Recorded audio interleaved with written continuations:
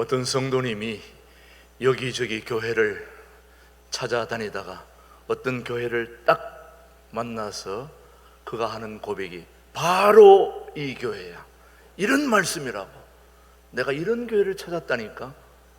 이렇게 교회 선택의 문제를 놓고 여러분 고민해 본 적이 있으십니까? 바로 이 교회야, 이런 말씀이라고. 이런 교회를 내가 찾았다니까.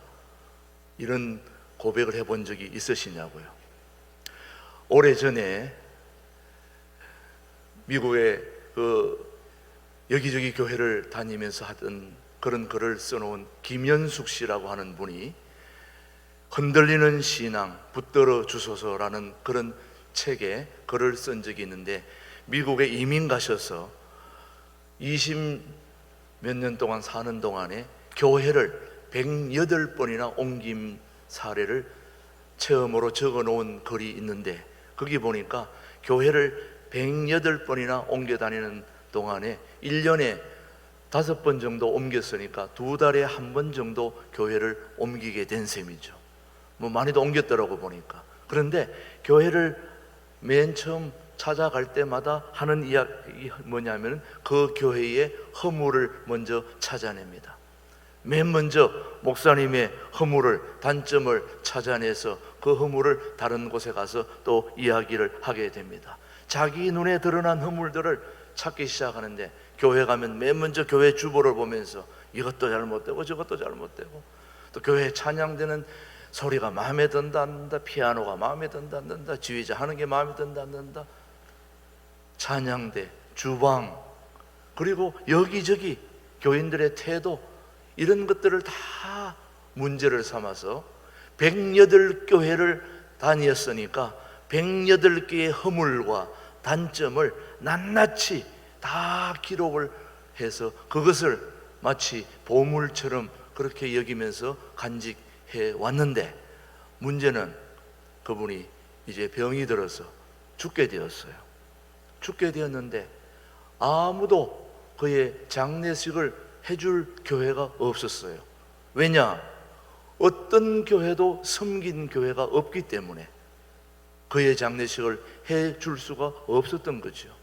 그래도 그를 불쌍히 여겨서 제일 마지막 108번째 교회의 목사님이 장례식을 해 주었다고 그럽니다. 여러분, 어떻습니까 여러분? 이왕 신앙을 가질 바에는, 교회를 만날 바에는 좋은 교회, 이상적인 교회를 찾아야 되지 않겠습니까? 그러나 그런 이상적인 교회, 이상향의 교회는 이 지구상 어디에도 없다는 걸 여러분은 아셔야 됩니다. 물론 우리 신광들에게도 그런 이상적인 교회는 아닙니다. 그러나 이상적인 그런 좋은 교회를 함께 이루어 가고 싶은 소원이 있는 거죠. 우리 함께 건강하고 좋은 교회를 만들어 가고자 하는 소원과 또 그런 원하는 마음들이 우리 모두에게 다 저는 있다고 믿습니다. 또 그런 교회를 이루어 가야 될 것 같고요. 그래서 우리가 다니다 보면 그런 문구들이 많죠. 인생의 방황은 살아계신 하나님을 만나면 끝이 나고, 신앙의 방황은 좋은 교회, 건강한 교회를 만나면 끝이 난다. 많이 보셨죠 여러분요? 그렇습니다. 인생의 방황은 살아계신 하나님을 만나면 끝이 나는 것이고, 신앙의 방황은 건강하고 행복하고 좋은 교회를 만나면 신앙의 방황은 끝이 나게 되는 거죠. 우리 교회 교우들은 바로 그런 신앙의 방황들이 이 오늘 우리 신광두레 교회를 통하여 다 종말되기를 바라는 것입니다. 오늘 본문 사도행전 2장 42절로 47절은 이 땅에 존재했던 가장 이상적인 교회의 모습을 소개하고 있습니다. 우리 한번 보십시다. 어떤 교회였는지, 말씀을 통해서 한번 이상적인 교회는 어떠했는지 사도행전 2장 42절부터 한번 우리가 살펴보십시다. 하나님의 말씀은 오늘 우리에게 이렇게 얘기하고 있습니다. 그들이 시작, 그들이 사도의 가르침을 받아 서로 교제하고 떡을 떼며 오로지 기도하기를 힘쓰니라. 계속해서 띄워주십시오. 사람마다 두려워하는데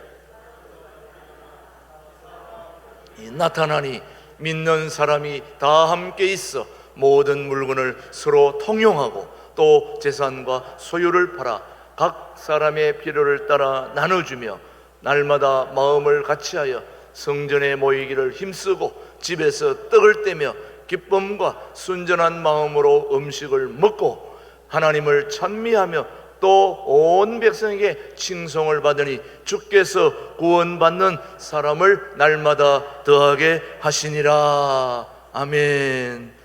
이게 바로 이 지구상에서 가장 먼저 시작된 초대교회, 예루살렘 교회의 모습입니다. 가장 이상적인 교회의 모습 아닙니까? 여러분이 보신 대로 우리 신광두레 교회도 이렇게 돼야 되지 않겠습니까? 이 초대교회의 모습은 오고 오는 세대의 모든 교회들이 본받아야 할 가장 이상적인 교회의 모습이라고 생각이 됩니다. 또 그렇게 우리가 본받아야 되고요. 그러나 그 이상적인 예루살렘의 교회의 모습은 그리 오래 가지 못했습니다. 얼마 안 돼서 그 멋진 모습들이 금방 갈등이 생기고 분열이 생기고 분쟁이 생기고 어려움이 생기기 시작했습니다. 사실 그 당시에 여기저기 초대교회의 많은 개척교회들이, 새로 교회들이 다 세워졌는데 그런 새로 생긴 교회들의 모습을 보면 지상 최초의 초대교회의 그 아름다운 모습을 다 본받아서 그렇게 멋진 모습이 나타나야 되는데 그런 모습을 거의 찾아보기 힘든 것을 보면은 이게 바로 오늘 우리가 살고 있는 지상교회의 현실, 현주소라는 것을 우리 모두는 인지해야 되는 것입니다. 그렇다면 정말 이 본문에 나오는 이 초대교회 예루살렘 교회의 그 멋진 모습은 우리가 본받기에는 너무나 이상적인 교회일까? 신기루에 불과할까? 그렇지 않다는 거예요. 얼마든지 우리가 본받아야 하고 또 본받을 수 있는 그런 참된 교회의 건강한 모습, 참된 교회의 모습, 그것이 오늘 본문 안에 들어있기 때문에 우리가 그렇게 다 본받지는 못한다 할지라도 우리가 따라가야 할 제서추원은 해봐야 되지 않을까, 그런 생각이 드는 것입니다. 자, 그렇다면 오늘 이 본문 말씀 우리가 42절을 보시면은 첫 번째 이 사도행전에 기록한 소중한 이 초대교회 예루살렘 교회는 어떻게 했는지 네 가지의 아주 기가 막힌 모습을 우리에게 보여주고 있는데 우리가 배울 점입니다. 시작. 그들이 사도의 가르침을 받아 서로 뭐하고 교제하고 뭘 떼며 오로지 뭐하기를, 오로지 기도하기를 전혀 힘쓰니라. 이거 마지막 부분을 보면은 이 교회는 24시간 기도만 했구나 이렇게 생각할 수 있겠지만 그런 것은 아니고요. 24시간 기도만 하면 되겠습니까? 이 교회는 초대의 사도들의 가르침을 받아서 힘썼던 교회인과 동시에 서로 사랑하고 아껴주고 교제하고 그리고 떡을 떼며 기도하기에 힘을 썼다 하는 그런 모습을 우리에게 보여주고 있는 것입니다. 이 초대교회는 네 가지 사역에 헌신했는데 첫 번째 우리가 이미 본문을 살펴본 대로 예루살렘 교회는 사도들의 가르침을 받는 데에 전적으로 힘을 썼습니다. 누구의 가르침을요? 사도들의 가르침. 사도들은 누구입니까? 사도들은 예수님과 함께 3년 동안 예수님을 따라다니면서 사역을 했고 십자가에 돌아가시는 모습을 직접 바라보았고 부활하신 예수님을 보고 만난 사람들이 사도들입니다. 사도들은 세상으로 말하면 배운 사람들이 아니고 직접 예수님께 말씀과 성령의 모든 사역을 직접 지도받은 사람들이 바로 사도들입니다. 그 사도들의 가르침을 받았다 하는 얘기를 하고 있습니다. 사도들의 가르침을 얼마나 열심히 받은 사람들인지 모릅니다. 그러다 보니까 그 초대 교회에도 역시 예나 지금이나 교회는 별난 사람들이 많잖아요. 예나 지금이나 우리 교회는 다양한 사람들이 모여 있습니다. 별의별 직업을 다 가지고 있습니다. 배운 사람, 못 배운 사람, 가난한 사람, 부자, 또 있는 사람, 없는 사람, 어린아이부터 어린이까지 다양한 사람들이 모여 있습니다. 그 당시에도 문벌이 좋고 학문이 뛰어나고 또 정말 구약 성경을 날마다 가르치는 특강을 하는 분들, 율법 전문가들, 그런 분들이 다 모여있는 그런 사람들이 있었음에도 불구하고 누구의 가르침을 전적으로 받았다고 그랬습니까? 사도들의 가르침을 받았다.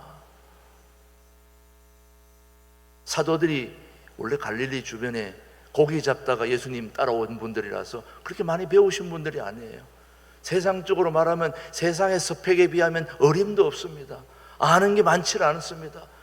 그럼에도 불구하고 온 교우들이 배운 자나 못 배운 자나 있는 자나 없는 자 모든 성도들이 사도의 가르침을 받았다는 것은 바로 예수님께로부터 직접 배운 그 성령의 사역, 말씀의 사역, 그걸 지도받았다는 말씀입니다. 마치 예수님이 와서 가르치는 것처럼 그렇게 사도들이 가르치니까 그 가르침에 모든 교인들이 집중적으로 배움을 받았다 하는 말씀입니다. 그런데 그 당시에 어떤 사람들이 있는지 사도행전 17장을 보시면은, 자, 한번 말씀을 보십시오. 17장에 뭐라고 써놨는지. 베레아에 있는, 시작. 베레아에 있는 사람들은 데살로니가에 있는 사람들보다 더 너그러워서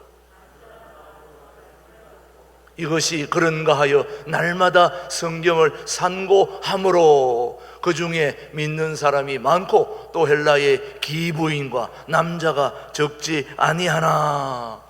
뭐 다양한 사람들이 있는 가운데서도 불구하고 그들은 말씀을 간절히 사모하고 말씀 중심으로 그렇게 자기들의 삶을 이어갔던 초대교회 예루살렘 교회의 그 아름다운 그 당시의 모든 교회들의 모습을 우리에게 보여주고 있다면, 오늘 우리도 누구의 가르침을 우리는 받아야 됩니까? 사도의 가르침, 예수님의 가르침에 우리는 전적으로 따라야 되는 것입니다. 말씀이 뼈대라면, 우리가 신앙생활 하는 가운데 말씀이 뼈대라면 체험은 뼈에 붙은 살과 같은 것입니다. 말씀이 뿌리라면 체험은 뿌리에서 나오는 가지와 같은 것입니다. 말씀이 열매라면 그 나무에 달리는 체험은 잎사귀와 같은 것입니다. 그래서 초대교회는 체험이 깊으면 깊을수록 더욱더 말씀을 사모했던 것입니다. 건강한 사람은 말씀을 들을수록 더욱더 배고파하고 목말라 합니다. 말씀을 많이 먹으면 그만 먹어도 될 것 같은데 말씀을 많이 먹으면 분들일수록 더 목말라하고 더 간절히 원하는 것입니다. 그래서 건강한 사람은 입맛이 좋은 것입니다. 먹는 음식들이 소화도 잘 될 뿐만 아니라 잘 흡수가 되어서 병든 사람들과 구별이 돼서 뭐든지 다, 건강한 사람은 돌도 다 씹어 먹습니다. 근데 아프신 분들은 이것도 안 되고 저것도 안 되고 다 가리게 되는 거예요. 저는 먹는 데는 둘째가라면 서러울 정도인 저도, 음식을 가리지 않는 저도 몸이 아프니까 입맛이 없더라고요. 건강하면 모든 걸 다 소화할 수 있는 것입니다. 여러분, 건강한 사람들의 특징을 한번 보십시오. 건강한 사람의 특징은 음식이 짜면 짜다 그러지 않습니다. 짭조름하니 맛있다고 그래요. 싱거우면 싱겁다고 그러지 않아요. 삼삼하니 맛있다고 그래요. 밥이 질척하면 질다 얘기하지 않습니까? 질펀하니 맛있다고 그러고, 밥이 설면 설다 얘기하지 않고 고슬고슬하다고 말합니다. 매우면 맵다고 말하지 않습니다. 매콤한 게 맛있다 그래요. 건강한 사람들의 특징입니다. 달달하면 달콤하다고 얘기할 정도로 이 모든 건강한 사람들의 다 특징인 것입니다. 누가 뭐라고 말해도 교회 안에는 진리가 있는 것입니다. 교회에서 선포하고 가르치는 말씀과 교육을 맛있게 먹을 줄 알고 그것을 배부를 줄 알고 사는 사람들이 건강한 사람들입니다. 건강한 교회의 특징인 것입니다. 말씀이 바로 선포되고 그 말씀을 풍성하게 잘 먹는 그런 교회가 바로 살아있는 교회, 오늘 우리에게 꼭 필요한 신광두레 교회가 되어야 되는 것입니다. 사도들로부터 말씀과 가르침을 받는데 힘쓴 초대교회는 함께 교제하며 함께 기도하기를 힘썼습니다. 개인적 영적 체험이 충만하면 충만할수록 성도들은 이웃을 돌보고 교제하기에 힘썼습니다. 우리의 신앙의 문제점은 하나님 앞에 가까이 가면 갈수록 하나님과 교제하고 이웃 사람들은 돌아보지 않는 그런 절름발이 신앙이 돼서는 안 되는 것입니다. 하나님과 더욱 교제하고 더욱 하나님 앞에 가까이 가면 갈수록 이웃을 돌아볼 줄 아는 그런 넉넉한 교회가 되어야 되는 것입니다. 이웃과 담쌓고 살아서는 안 되는 것입니다. 우리 시찰의 전국중앙교회가 불에 타서 지금 어려움을 겪고 있습니다. 그렇다면 우리도 마땅히 도와야 되는 것입니다. 우리 교회가 어려웠을 때 다른 교회가 도왔다면 우리도 그렇게 도와야 되는 것입니다. 우리도 조금이라도 모아가지고 하려고 그럽니다. 가서 도울 용기를 드리려고 그럽니다. 하나님과 깊은 관계를 할 수 있도록 관계가 깊으면 깊을수록 더욱더 우리의 이웃을 돌아보는 그런 소중한 마음이 저는 여러분들에게 풍성하기를 바라는 것입니다. 그래서 사도행전 2장 44절로 45절은 우리에게 뭐라고 말씀하는지 한번 보십시오. 시작. 믿는 사람이 다 함께해서 모든 물건을 서로 통용하고 또 재산과 소유를 팔아 각 사람의 필요를 나눠주며, 여기 보십시오. 아주 재산과 소유를 팔아서까지 한다고 그러잖아요. 여러분, 있는 거 도와주는 것도 여러분 잘 못하는데 초대교회는 팔아서 한다고 그러잖아요. 여기서 교제하고 떡을 떼었다는 것은 단순히 먹자판을 만드는 자는 그런 얘기가 아닙니다. 밥 먹을 것이 없어 구걸하자는 것도 아니고 배가 고파 배를 불리기 위해 교회에 모였다는 말도 아닙니다. 초대교회는 모이는 사람이 다 한 가족이 되고 한 식탁에 모여 신령한 교제를 나누었다 하는 그런 말씀이에요. 오늘 여러분이 이제 나갈 때 떡 한 덩이씩 받을 거예요. 그 떡은 바로 우리 먼저 하늘나라에 가신 우리 철 장로님 아내 되시는 박양인 권사님이 여러분들의 기도 많이 해주셨다고 오늘 떡을 500개를 준비했습니다. 여러분, 예, 우리가 떡 먹자고 하자는 건 아니잖아요. 그런데 그 권사님의 마음에 우리 교우들과 함께 떡을 나눴으면 좋겠다, 같은 마음이라는 거 아닙니까? 떡을 나누는 그 마음, 바로 천국을 여기서 우리가 함께 경험하게 되는 것이죠. 서로 함께 나누고 베풀고 내가 있으면 다른 사람에게 주고 서로 나누어주고 싶어서, 뭘 주고 싶어서 몸이 견딜 수 없는 그런 천국의 모습이 바로 오늘 우리 교회가 되어야 되는 것입니다. 천국에 가는 건 둘째고 우선 여기서부터 나누지 않은 사람이 어떻게 천국 가서 나눌 수 있겠습니까? 나누는 게 여기서부터 시작되어야 된다는 것입니다. 이 땅에서부터 시작되어야 되는 것입니다. 이 교제는 세상 사람들이 서로 자기를 이용하고 이기적으로 허무한 교제, 피곤하고 짜증스러운 그런 만남이 아닌 것입니다.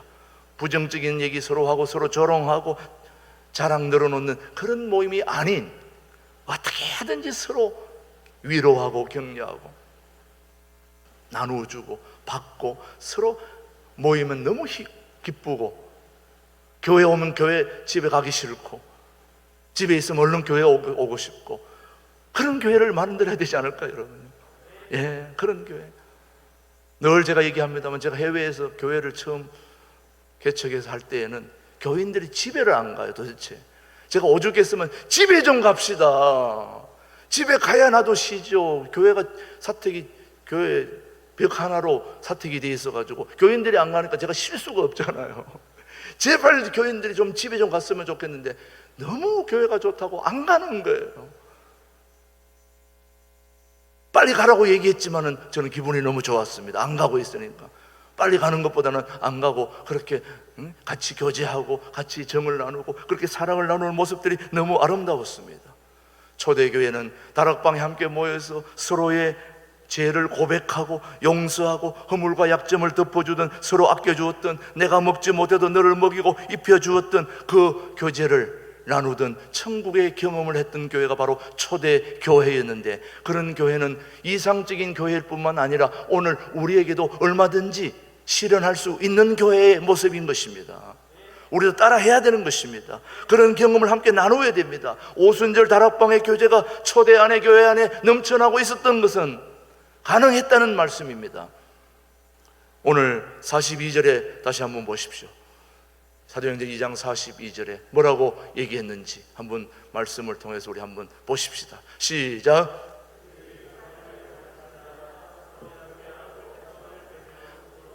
기도하기를 짐쓰니라. 교제하는 일, 떡을 나누는 일, 기도하는 일을 형식적으로 습관적으로 한 것이 아니라 전심으로 진심으로 최선을 다해서 서로가 서로를 섬겼다는 말씀입니다. 오늘 본문에는 초대교회가 재산을 정리해서 공유하고 분배하여 공산주의를 만들었다는 그런 얘기가 아닙니다. 예루살렘 교회는 너무가 서로가 서로를 사랑하는 한 가족이 되었다는 말씀을 지금 하고 있는 것입니다. 그 영적인 가족인 교회를 사랑하기 위해서라면 서로 아깝지가 않고 또 기쁨으로 몸을 드릴 수 있었고 재산까지도 다 팔 수 있었다는 것입니다. 여러분 가지고 있는 재산 팔기가 쉽습니까? 어렵습니까? 내가 불리기 위해서 파는 건 얼마든지 팔지만 다른 사람에게 주기 위해서 여러분 집 팔아본 적이 있으십니까? 정말 저 사람이 어려운데 내 집을 한번 팔아보겠다. 아직까지는 제 주변에 많이 들어보지는 못했습니다. 이런 얘기를. 초대교회는 얼마든지 그렇게 했다는 거 아닙니까? 교인들이 둘만 모이면 교회의 허물을 들추어내고 셋만 모이면 다른 교인 욕하고 다른 교회 비난하고 다닌다면 그런 교회를 누가 경외하고 누가 그런 교회를 찾아가겠습니까? 그런 교회에 어떻게 성령 하나님이 역사하시겠습니까? 표적이 따를 수가 없는 것입니다. 둘 셋이 모여도 서로 기도하고 서로 염려와 아픔을 감싸주고 불신자들에게 사랑과 섬김으로 대할 때 저들은 바로 이 교회야, 이런 교회를 찾았다니까. 이렇게 하지 않겠냐 이거예요. 제가 해외에서 목회할 때에 이웃 섬에 이렇게 섬을 몇 개를 다니다 보는데 어떤 섬에든지 다 한국 사람들이 꼭 몇 명씩은 있어요. 그런데 참 특이한 게 한국 사람들은 모이면 꼭 한인 회장을 서로 하려고 그래요. 두 사람이 있는데도 한 사람이 한인 회장 나섰어요. 이 쉬운 일이 아닙니다. 우리 그때 제가 섬겼던 교회가 건물이 없음에도 불구하고 그 섬에다 교회를 1억 5천을 들여가지고 교회를 하나 지어주는데 그 교회를 지어주게 된 동기가 뭐냐 하면은 한인들이 그 섬에는 한 30-40명 살았어요. 근데 교회에 몇 명 나오는데 교인들이 교회를 나와가지고 사이가 좋으면 괜찮은데 사이가 늘 좋지는 않거든요. 근데 처음에 가정에서 예배를 드리는데 사이가 안 좋으니까 한 명은 운목에 한 명은 아랫목에 앉아서 서로 돌아가지고 찬송 부르고 예배 본다는 거예요. 그러니까 이거 너무 좁다 이거예요. 마음에 안 드는 사람이 너무 가깝다 이거예요. 좀 교회를 지어주면 좀 떨어져서 예배 드릴 수 있겠다. 그걸 요청하더라고요.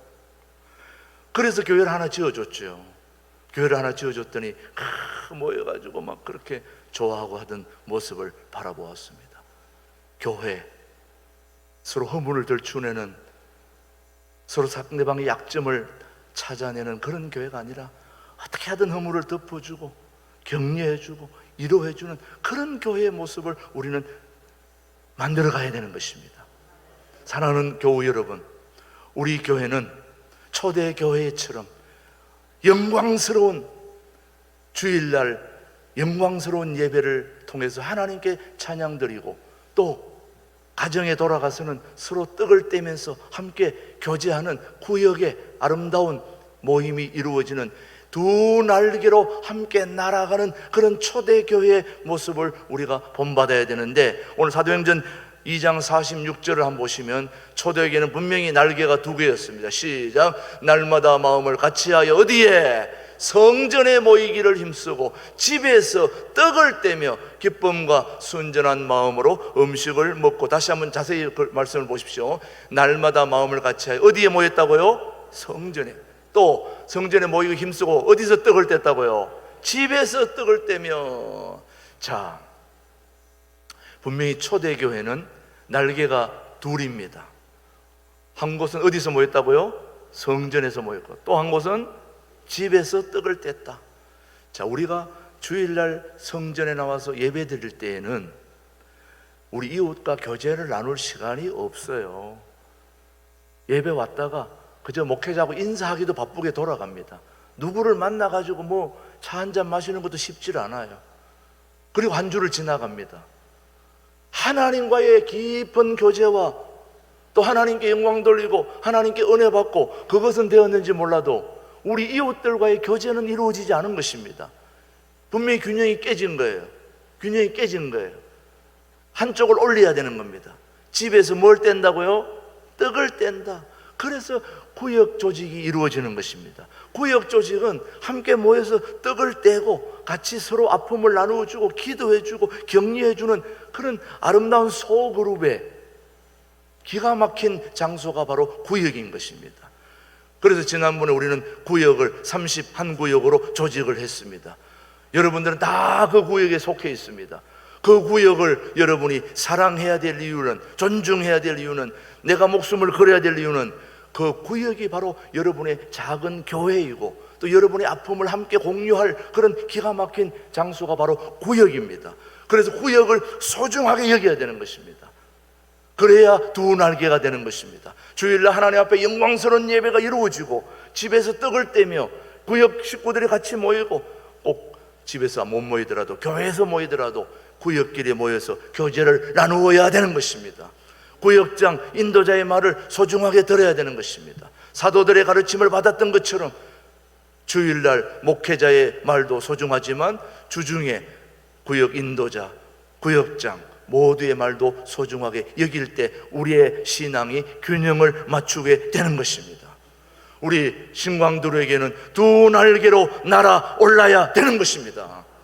그러기 위해서는 주일날 열심히 나와서 하나님 앞에 영광스러운 예배를 올려야 하고, 또 주중에는 교우들과 함께 친교를 나누는 그런 구역의 아름다운 만남도 분명히 여러분이 가져야 된다는 것을 여러분이 꼭 기억하셔야 된다는 것입니다. 그래서 초대교회는 이런 것이 이루어질 때 백성들에게 칭송을 받으며 구원의 숫자가 날마다 더해져서 성장했다는 말씀인 것입니다. 오늘 본문 사도행전 2장 42절로 47절에 나타나는 사도행전의 그 교회의 모습을 오늘 우리가 볼 수만 있다면 우리 신앙생활의 영광이라고 할 수 있겠죠, 여러분. 그런 영광스러운 모습을 우리가 함께 경험해야 되지 않을까, 여러분요. 저는 교회는 종합병원이다, 그렇게 생각합니다. 교회는 뭐라고요? 종합병원이다. 다양한 병을 가지고 있는 사람들이 모여서 말씀으로, 찬양으로, 기도로 치유함을 받아야 할 곳이 저는 교회다라고 생각합니다. 그래서 교회는 무슨 병원이다? 종합병원이다.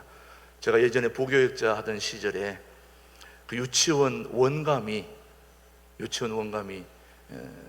수술을 한다고 그래가지고 병원에 신방을 갔던 적이 있습니다. 신방을 갔는데 이미 수술이 다 끝났더라고요. 수술하기 전에 기도하러 갔는데 이미 수술이 끝난 상태야.